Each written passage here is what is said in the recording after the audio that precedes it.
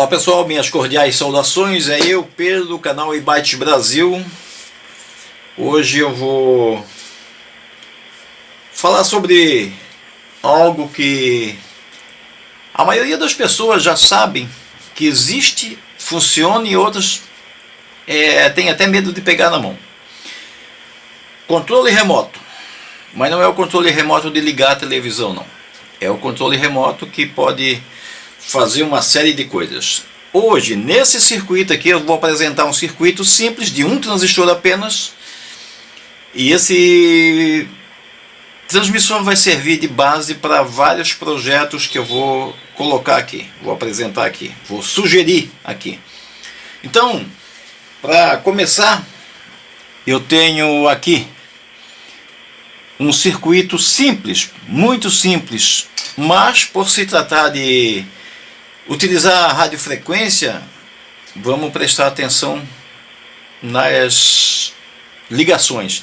Inclusive, eu vou dizer aqui no começo do vídeo que eu vou simular um defeito na hora de mostrar funcionando. Eu quero ver se alguém consegue perceber. Na verdade, eu vou dizer qual é o defeito para mostrar que um simples detalhe pode botar tudo a perder.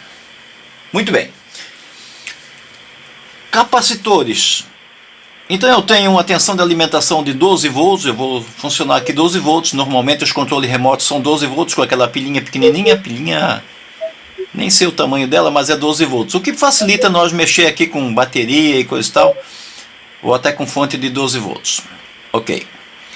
C3 é um capacitor de desacoplamento, muita gente ignora esse componente, mas ele é importante, porque sem ele muitas vezes o circuito que é alimentado pelo estágio de tensão referente a ele acaba não funcionando corretamente. C4 é um capacitor que filtra a tensão.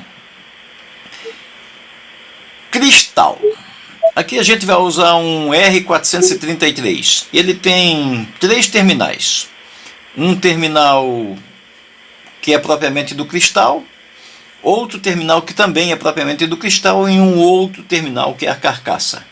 Então eu vou dar a dica aqui, porque esse é o motivo de muitos transmissores não funcionar. É o tipo de ligação.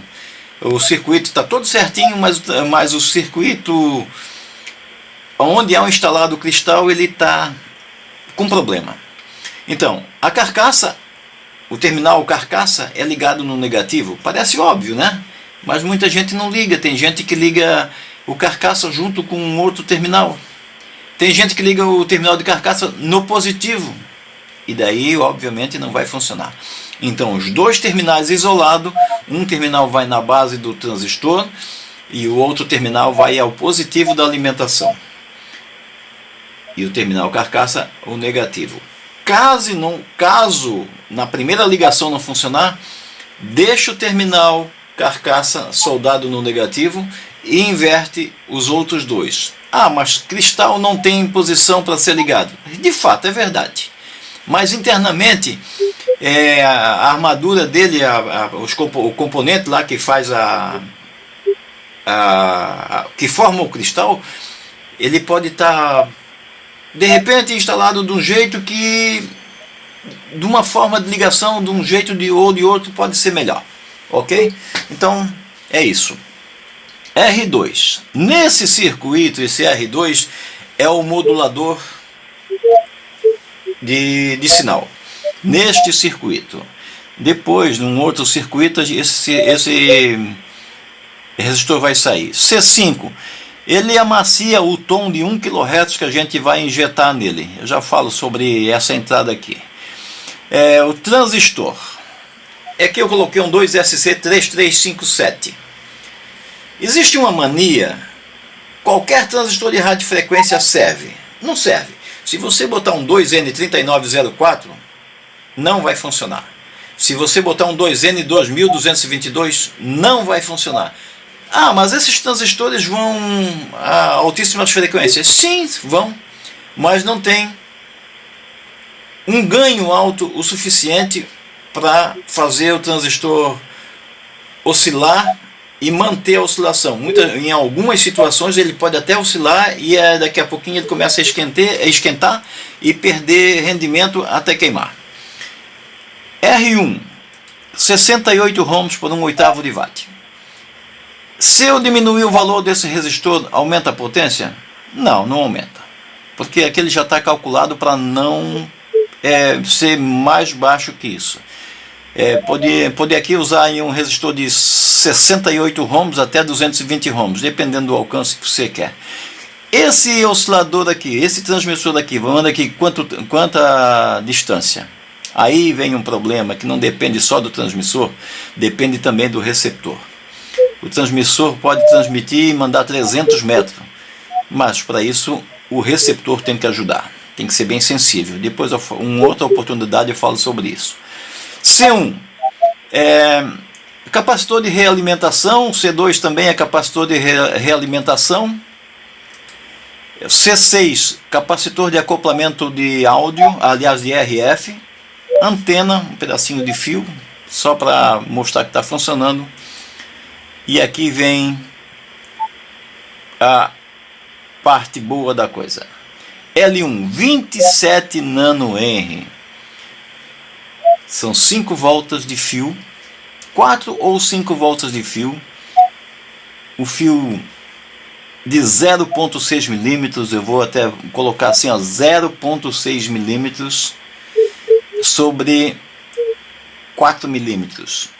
E a distância máxima dá 8 milímetros. Então isso vai dar 27 nanohenry. A maioria desses transmissores não tem esse capacitor de 5 PF. Isso tem uma lógica.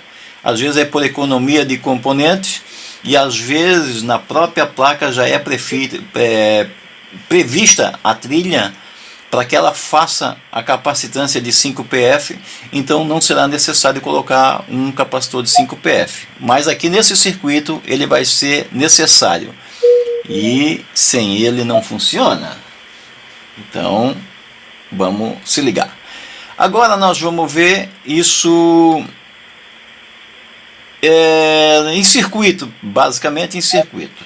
Então eu tenho aqui o capacitor C4, tenho o capacitor C3, tenho cristal, olha o detalhe aqui, ó, carcaça, um pino isolado na base do transistor, o outro pino isolado no positivo diretamente, resistor R2 de 22K, capacitor C5, amacia aí a 1 kHz. Esse aqui é o capacitor de 15 PF, esse é o capacitor de 5 PF, capacitor de 10 PF, que é o acoplamento de antena, resistor de 68R. Então eu posso fazer isso aqui. Tenho esse capacitor de 5 PF. O transistor é um SMD, eu emendei os terminais aqui para poder usar, porque é difícil até conseguir transistores para essa função, que tenha um rendimento que tem 12SC3357. Existem alguns que tem, sim, existem, mas são mais caros. Esses aqui são do tipo mais baratinho que existe e que funciona. E normalmente você encontra eles em sucata de transmissores de controle remoto. Então dá para reaproveitar, basta testar para ver se está funcionando. Agora a gente vai ver isso funcionando. Vamos ver. Então aqui, ó, eu já tenho ele ligado, mas ele não está funcionando. Vamos mudar aqui.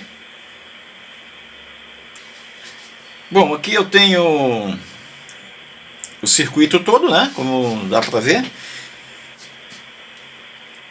Nesse fiozinho aqui eu tenho um tom de 1 kHz. Esse transmissor está ligado, pronto para funcionar, porém não está funcionando porque não está entrando um sinal para excitar o transistor. Então vamos ver se isso acontece. Olhando na tela nós temos 433.807 mudando aqui, ó, na verdade 43.796, frequência bem estável, aí ó, é um tom de 1 kHz, e quando eu tiro o tom, ele para. Eu coloco o tom, ele volta a funcionar, porque ele é acionado por um tom. O que dá para fazer com isso? Uma infinidade de coisas. Talvez na próxima montagem eu já faça algo. Eu não gosto de prometer porque é difícil, né? Mas a gente pode transmitir áudio em 433 MHz? Pode. Com esse aparelho? Pode. Dá para fazer um interfone? Dá. Sim, dá. Basta que tenha 2 transmissores e 2 receptores, e coloca um transmissor e um receptor em cada ponto. Fica um interfone sem fios. Mas amanhã, ou no próximo vídeo, eu vou mostrar uma forma diferente de fazer isso aqui. Mas hoje, como cortesia, eu vou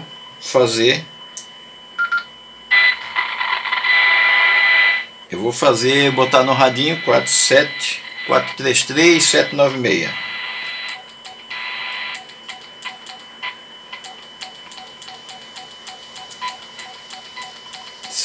Estou achando aqui 785.790.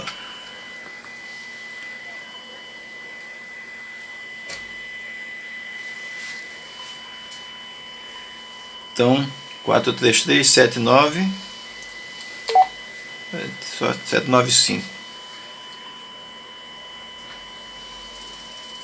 Então veja só, eu estou aqui em 433.795, mostrando no dial também lá 433.795. A frequência é essa, está transmitindo. E eu não estou conseguindo sintonizar no rádio. Por quê? Eu só estou com 1 kHz de diferença aqui, ó. E a banda correta é essa. Mas isso é simples. Isso é fácil de explicar. Esse rádio aqui só recebe em frequência modulada. E eu estou modulando em amplitude. Isso é uma referência a vários tipos de transmissores que tem publicado aí pela internet. E esses transmissores têm uma característica: transmissor para FM. Mentira! É tudo modulado em amplitude, porque para fazer modulador em frequência é um pouco mais complicado e muitas pessoas até nem conseguem encontrar componentes. Hoje em dia até consegue, né? Mas um tempo atrás até não conseguia. Então eu quero deixar isso aqui claro nesse sentido, ó. O volume está todo aqui. Estou em 433.795, a minha frequência é 433.796. No mínimo, eu deveria estar causando uma interferência no rádio, né? Pode ver que parou a transmissão. E aqui, vamos ver se volta. Lá voltou, aqui não aconteceu nada. Então é isso. Para esse vídeo é isso. Quer acompanhar? Compartilha, dá um like se gostou. Se aprendeu alguma coisa também. Ah, sim, para aí. Eu falei que eu ia mostrar aí um defeito, né? Então, vamos tirar aqui. Pode ver que continua a mesma coisa. 795. Agora, descaradamente, eu causei um defeito. Alguém prestou atenção? Ó, não funciona mais. Não funciona mais. O que será que aconteceu? Então eu vou mostrar aqui que está tudo exatamente no mesmo lugar. Só que eu mexi com esse capacitorzinho de 5 PF.